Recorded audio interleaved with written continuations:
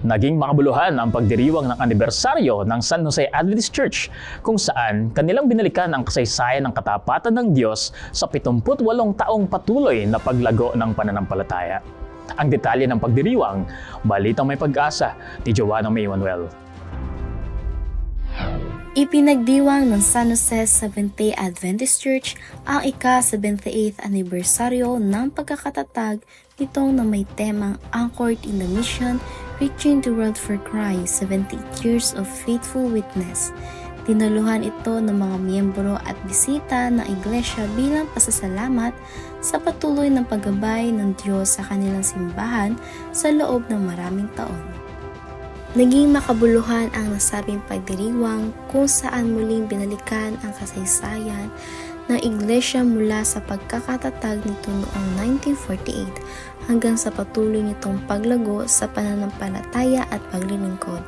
Tampok sa programa ang mga awiting papuri, mga patutuo at mensahe na bibigay inspirasyon sa mga dumalo. Congratulations! It's my joy to be invited to be part of your 78th founding anniversary. Napakabuti ng ating Panginoon at natin naranasan ang kanyang gabay. Bilang isang simpleng mensahe na nais kong ipaabot sa inyo, kagaya ng inyong tema na Anchored in the Mission, Reaching the World for Christ, 78 Years of Faithful Witness, sana'y manatili tayong tapat sa gawain at paglilingkod sa Kanya.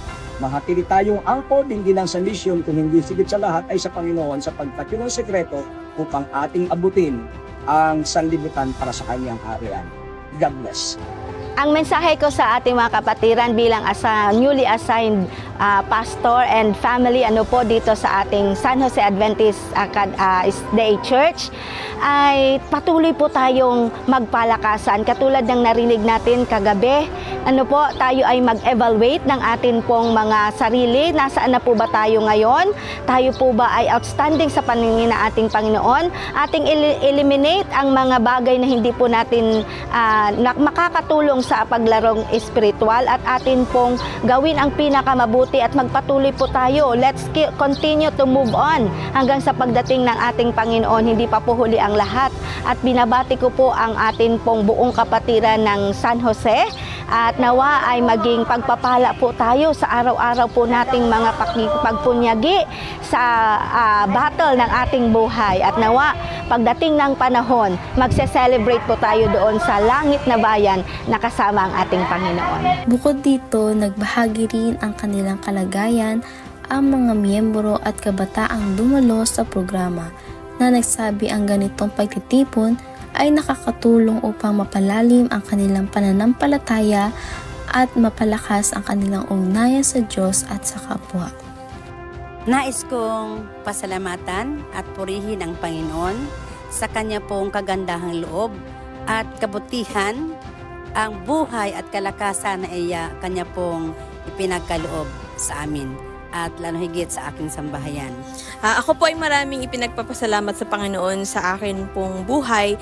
Nagpapasalamat ako sa Panginoon dahil akin pong nagagamit ang aking kakayahan bilang sa pag-lead ng mga kabataan upang mapalapit po kami sa kanyang harapan at syempre po ay magpagamit po sa kanyang gawain.